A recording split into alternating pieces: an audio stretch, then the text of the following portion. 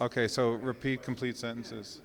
Okay. Yeah. Phrase together. Yeah. And I'm technically already rolling. So Oh, okay. if you want to just go ahead and start out, introduce, let us know your part in the project, and we'll go from there. Okay, and you want us looking at you or looking at Lens? So here, I'll give you both, okay? Are you going to be crouched like that?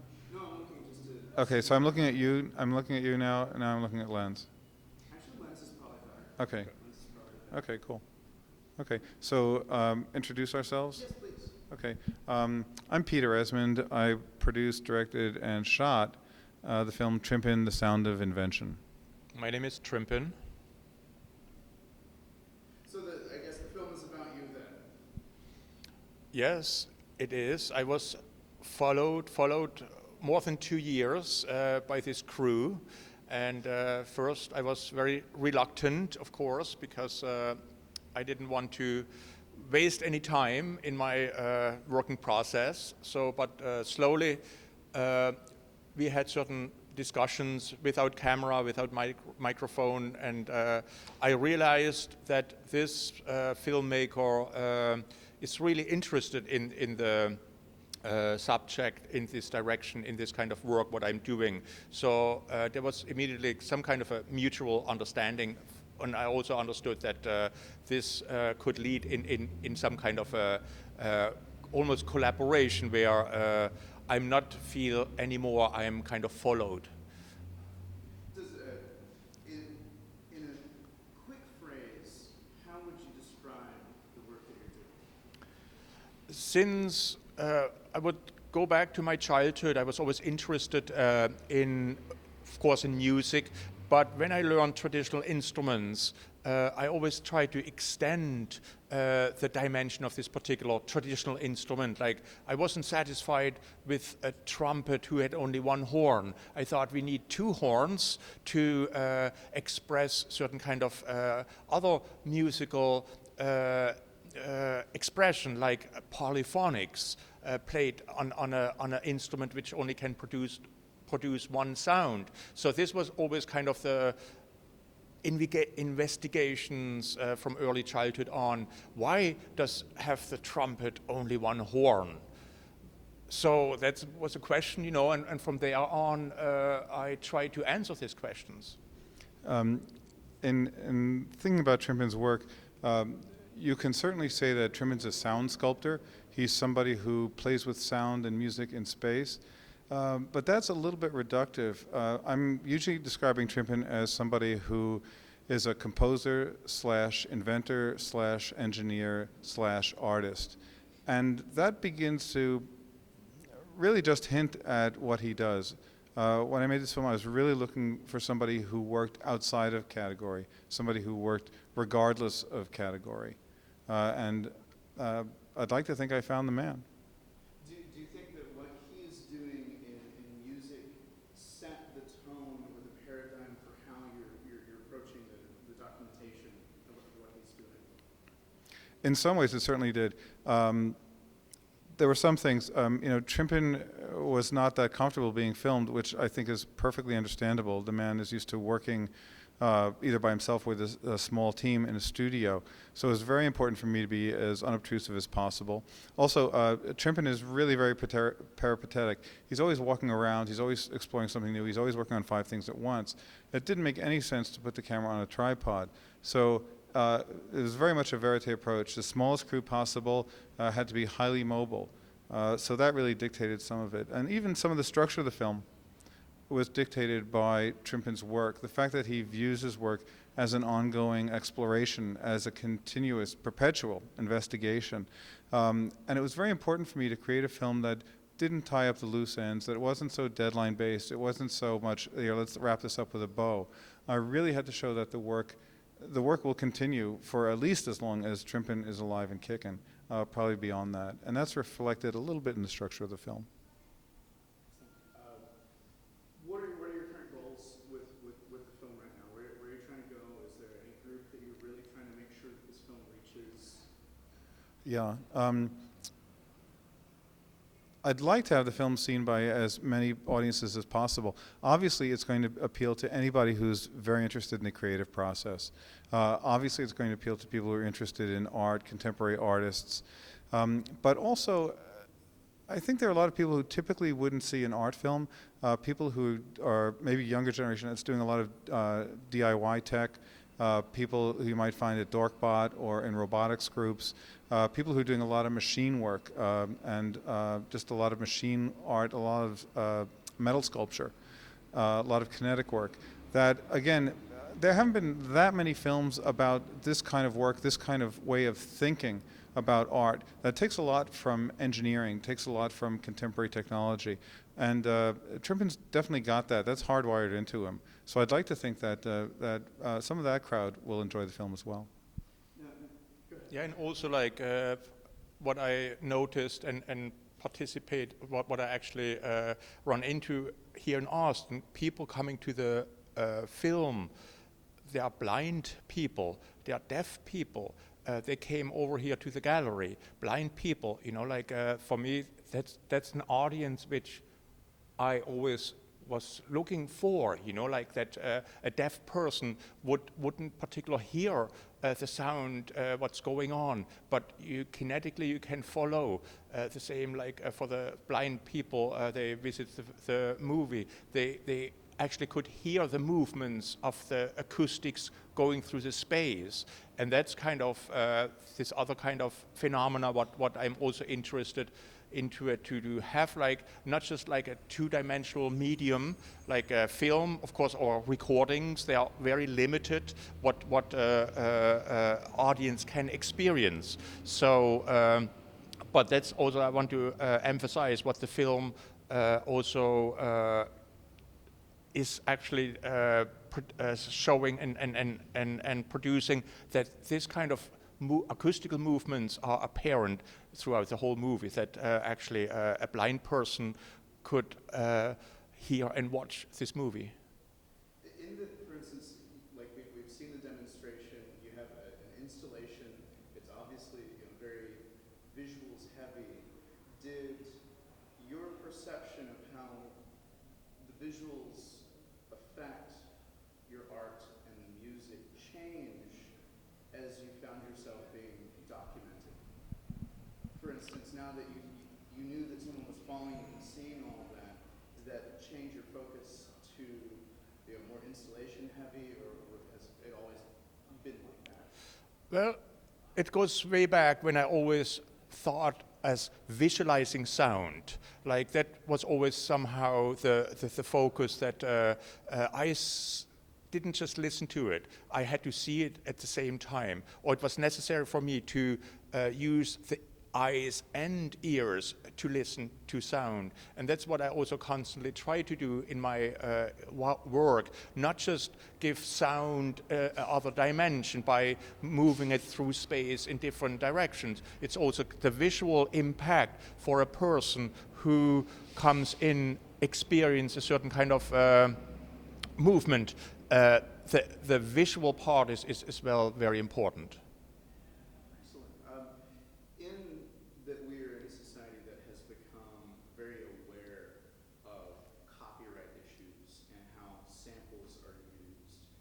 Do you find yourself having to be careful about how you use sounds that may have been either recorded or invented or programmed, by someone else? Well, I always try to. I would like to share whatever I do. I don't want to copyright this in this sense. I want to give this to somebody else, so somebody else can use these ideas, or they would use it anyway different. It wouldn't be exactly the same. So they should be inspired, and they should go on from this point on to work with their own work, which has their own identity, and it's not exactly the same. So that what I also did with different composers, I learned from them. I used their not particular physically or orally the material, but it was necessary to to go to the next step, to learn from them. And that's what I try to give also to the young generation, that this instrumentation, what I'm using, I don't want to protect it just for myself. It should be open so everybody can use it. If there are younger people interested in what you do, and they are trying to get an education to enter this field, is there one line of thought more important than the other that you would say, okay, go ahead and get an engineering degree or get a music degree, because you've got physical, analog, and electronic, so many different fields that a lot of people don't think are related. Where would you say go for people that want to learn more about this and do this themselves? Well, again, the different disciplines have to be kind of combined. So when somebody is interested in music and technology, of course you have to learn a little bit the Ohm's law, or you have to be a little bit familiar with Pythagoras, about a little bit mathematics, how certain tempo structures can be done, and that's kind of the part what will be then going through this kind of education and this inspiration or this work from each individual artist. You have to go on. You cannot say, okay, I'm done with school right now. I'm still going to the university and I'm still taking classes. I'm still sitting in there and listen and learn. So it's an ongoing learning process through the whole life, because the technology is changing very fast. Everything is you have to learn more about. So that's the other thing. You have to be patient, and that's what I always have to tell the younger generation. It's not a done deal right now. You have to go on. Well, it's interesting to see what you're doing here. I know one of the other events at South by Southwest, there's a Game Boy DJ spot. I know that David and guys were talking about that. How close would something like that, taking an existing game system and more or less mixing on it by playing the game, live for an audience, how similar is something like that to what you do in the game? Well, it's very easy to interface like this different technologies with my, let's say, old-fashioned instruments, or having a game interface, activating the Dutch wooden shoes. Like that would be a very simple device to interconnect this different equipment. So I'm very open to look more into it. And recently, I would say in the last 3-4 years, it gets more and more open with the different industry, especially with the gaming industry, that they are looking right now in the field what was done 20, 30, whatever years ago, to have this kinetic objects, this kind of MIDI operated kinetic instruments actually hooked up to this newer kind of interfaces. And there was last year, I was talking at the NIME conference in New York, and that's about the new instrument musical interface technology. And I knew that the whole group of the whole kind of conference was very much interested in my work, which dates with, it's old stuff, but this kind of old stuff, old equipment and installations suddenly opened up another window to say, like, we can interact, we can interface, we can actually work together. Where does the line between natural sounds, just sounds you hear every day, and music start? Where's the line between the natural occurring and music? Well, this is not.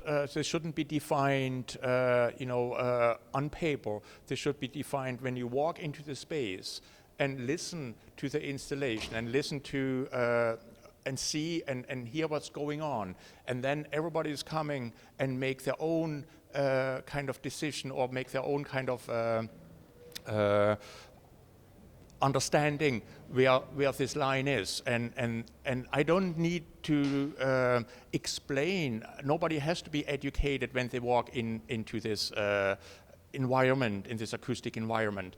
Everybody has a different experience from when they walk out, and that's important. That when they walk out, they learn something. Some of them, they don't really know exactly what they learned right at this moment, but when they walk out, they feel a little bit different. Excellent. We just have a few moments left. Would you either care to wrap up with anything particular? Just open the floor. Yeah, you wrap up.